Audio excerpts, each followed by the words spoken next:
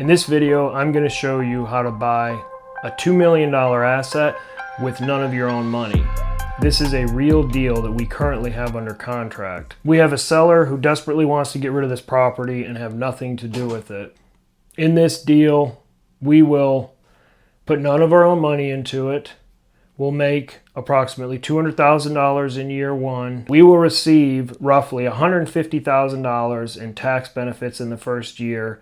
And by year 5, we will make approximately $500,000. And we'll do all of this with none of our own money. That's the sexy part. What I'm about to show you on the computer over here is not as sexy, but this is real life deal analysis. It's not fake. You can do this in your own town.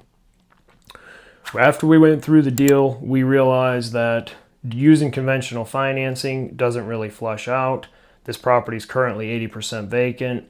There's only 2 tenants in it. The 2 tenants that are there are not paying sufficient market rate. So we'll buy the property, request that the seller finances it to us at a 5% interest rate. We will give them $125,000 more than what we currently have it under contract for. The property is currently under contract for $1.125. So $125,000 over $1 million. They had listed the property at $1.25. What we're going to do is, now that we have it tied up, we'll go back to them, propose this alternative. They make an extra $125,000 and they get to collect residuals off of the property, about $80,000 a year in payments, until the note balloons in 5 years. You can do this in your own market. There's a lot of flashy stuff about real estate. It's not flashy. It's just a matter of understanding how to do this. Because right now, interest rates are high. And so because interest rates are high, the bank payments are up here. And property values, because of cap rates, were here 5 years ago. Now they're here because of interest rates. So sellers are saying, hey, if I need to get this amount of money, then I may have to come down here and offer terms in order to get this deal done. So pay attention, because you can do this too. Let's check this out. Okay, so here's the property. There's a 6-unit building. This is a really good area of Buffalo. It's in Allentown. It's a 6-unit brick building, and then it has 2 single-family units behind it for a total of 8 units. So if we go into our pro forma, right now, move me over here. Right now, our rents as it sits, it's mostly vacant.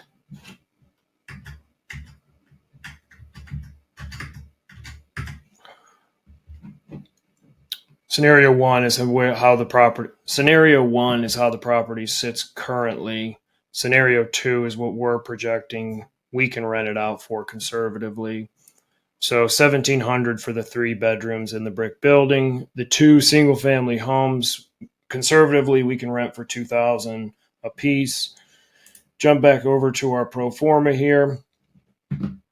So in scenario 1, right now this thing's bleeding a lot of money. The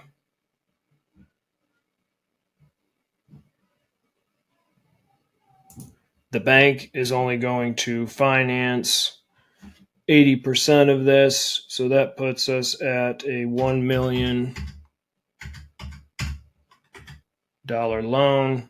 All right, so the property as it sits currently is bleeding $94,000 a year. We estimate a reasonable cap rate of 7% based on the area. It's a very strong area. And so we look at these numbers, and this says that the debt service coverage ratio will not allow us to finance this, obviously, because the thing's not making any money. But then if we jump over to the scenario 2, which is our increased in rent roll, so here's what we're saying we can occupy the building for. It still is showing that we don't have a debt service coverage ratio of 1.2. So just So you're aware, typically banks will require a debt service coverage ratio of a 1.2, meaning the income coming off the property is going to be sufficient to cover 1.2 times the total building's expenses. And when we do a commercial deal, this is what the bank wants to see. Their primary concern is this number right here. So if we reduce the loan amount to a microphone's in the way,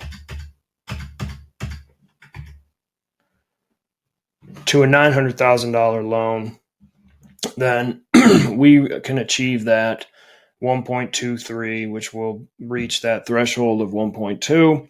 And then the building still cash flows approximately $20,000. Now I have a 10% management fee in here because we don't want to manage this property. This would be a situation where we would hire someone else to manage the building. So what does this tell us? If we can get a 9% loan for $900,000, and we're purchasing right now, we currently have this property under contract for 1,125. So that's currently what we have the property under contract. They have it listed for 1.250. So we offered them $125,000 under what they have it listed at. So here's what they want.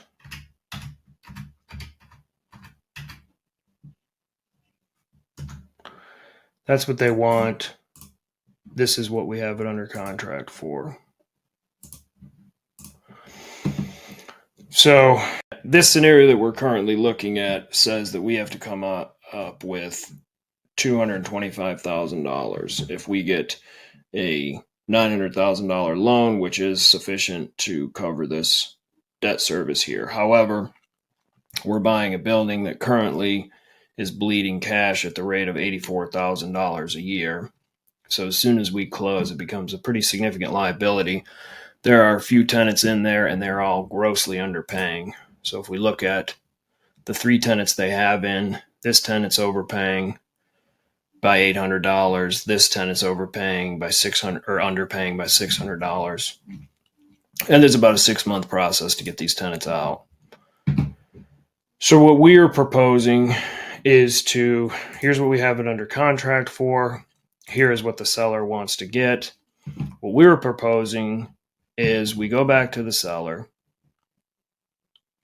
and we offer the seller to finance the total project at the list price, not the current price we have it under contract for. So we're going to pay them more than right now we have it under contract for. So we will pay them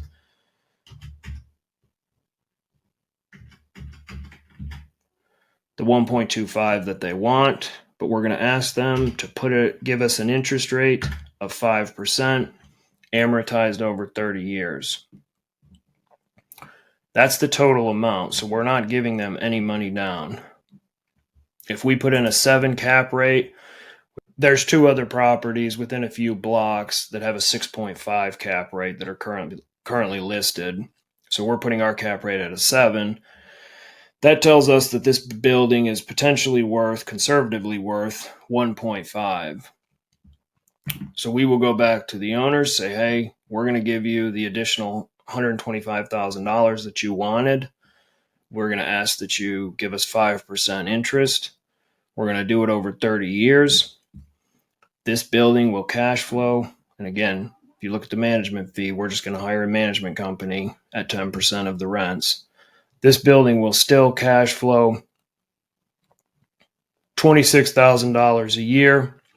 So on day one, we make approximately $250,000 based off of the current value versus the loan amount, or the current value versus the purchase price. The building will cash flow $26,000. And we will also do what's called accelerated depreciation. So we'll hire a company to do a cost segregation study. They will go through, tell us what the or come up with a value for the IRS saying the building is worth X amount. The IRS will take that and give us a tax benefit.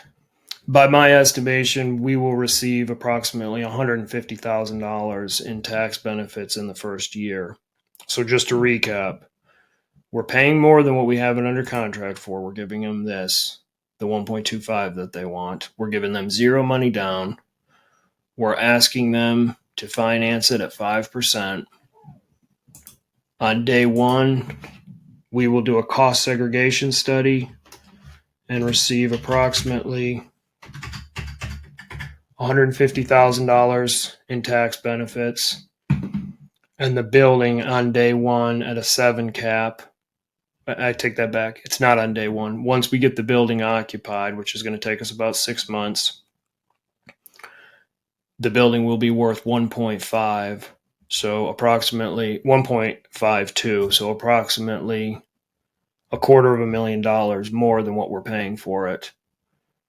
It'll cash flow $26,000 a year.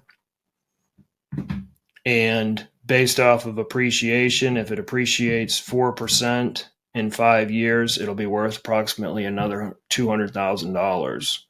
So in 5 years, that building will be worth roughly